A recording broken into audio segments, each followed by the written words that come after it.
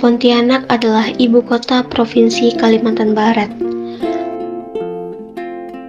Kota ini merupakan pusat perdagangan dan transportasi yang penting di Kalimantan Barat, dengan kegiatan ekonomi yang berkembang pesat, terutama dalam sektor perdagangan.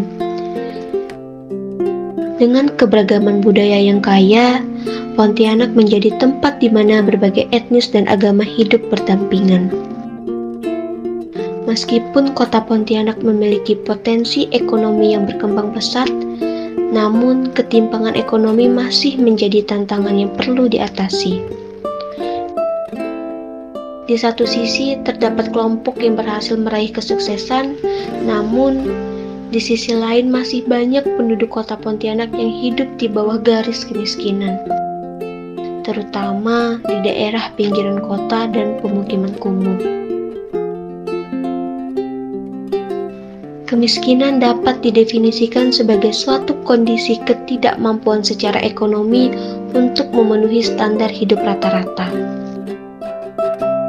Perkembangan persentase penduduk miskin di kota Pontianak mengalami penurunan dari kemiskinan sebesar 5,15% menjadi 4,45%. Hal ini menunjukkan kemajuan yang cukup baik bagi kota Pontianak.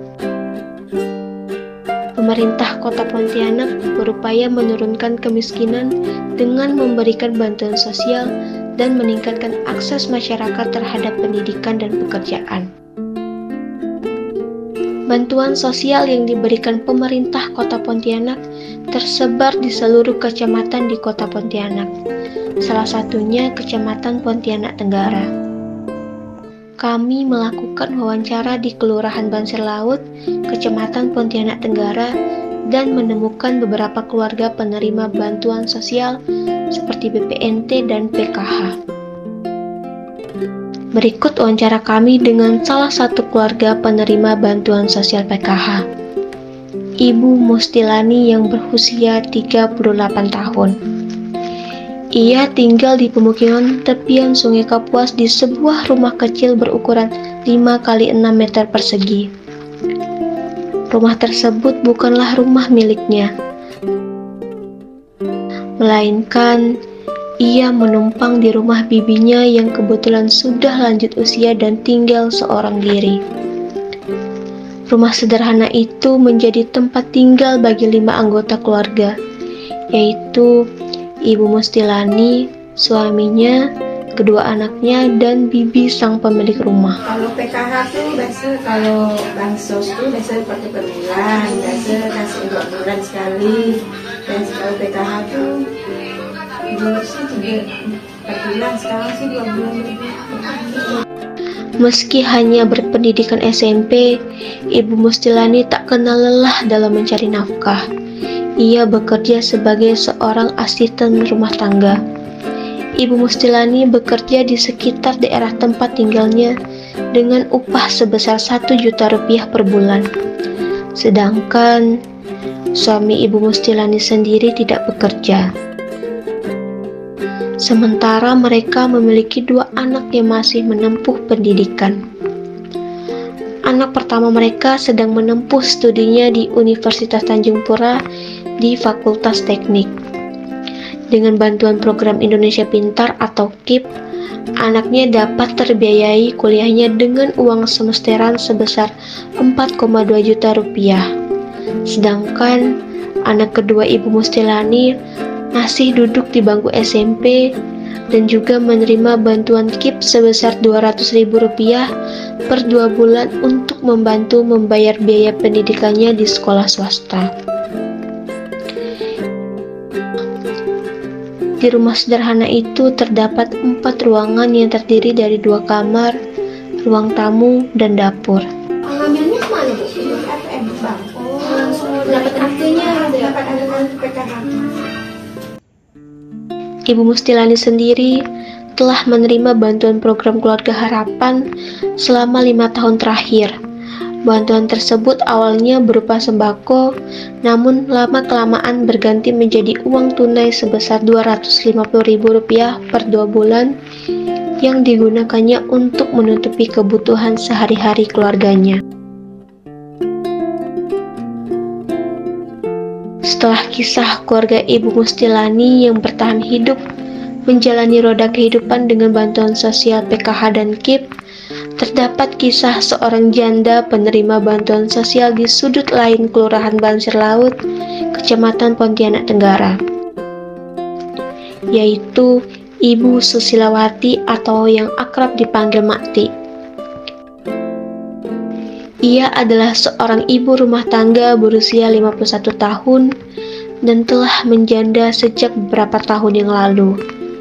Sekarang, ia hidup dengan 2 anak laki-laki yang menjadi kebanggaan dan tanggung jawabnya. Keluarga kecil Makti tinggal di sebuah rumah berukuran 3 x 6 meter persegi dengan fasilitas yang sederhana, terdiri dari 4 ruangan termasuk ruang tamu, 2 kamar tidur, dan 1 ruang dapur. Sebagian dinding rumah mereka terbuat dari kayu dan sebagian lagi dari bata hasil bantuan pemerintah, yaitu berupa bantuan bedah rumah yang mereka dapati sekitar 2 tahun yang lalu.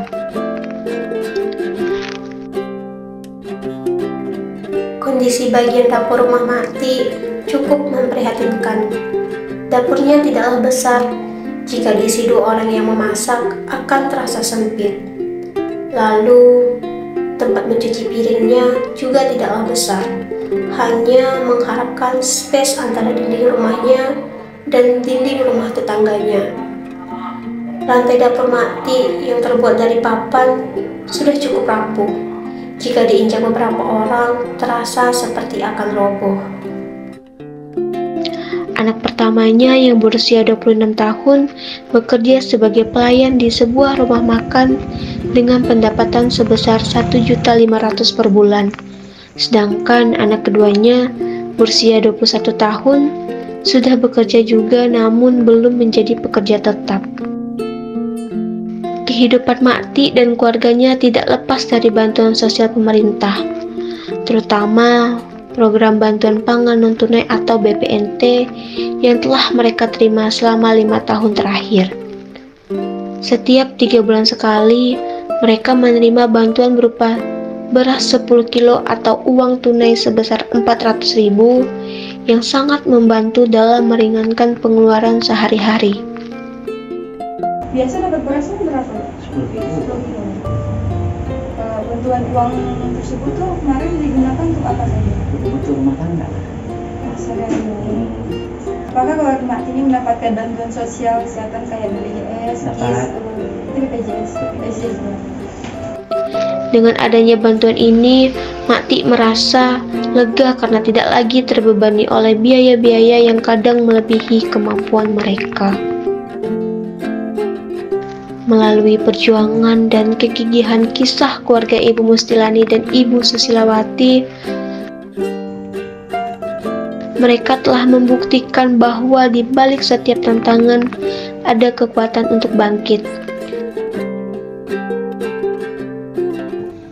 Semoga informasi mengenai bantuan sosial ini bermanfaat bagi kita semua. Program ini merupakan wujud nyata dari upaya pemerintah dalam meningkatkan kesejahteraan masyarakat, khususnya bagi mereka yang paling membutuhkan. Dengan PKH,